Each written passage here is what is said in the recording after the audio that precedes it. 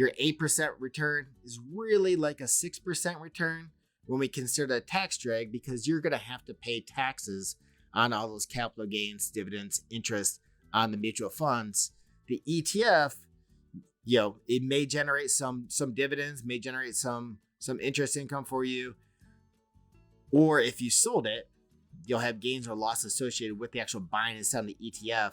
But because of how they exchange the securities inside of it, it's not creating that capital gains that we see within mutual funds. So that produces a situation where it's a lot more tax efficient for individuals with non-qualified accounts to invest in ETFs as opposed to mutual funds. So definitely something to think about.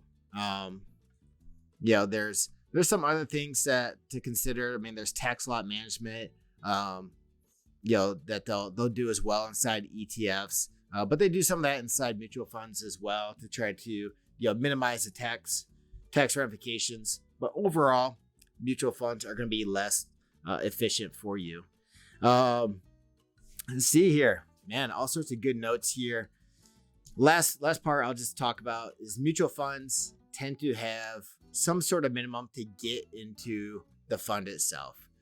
So when we're talking about IRA accounts, lots of times it's just $500, maybe $1,000 to get in to the investment.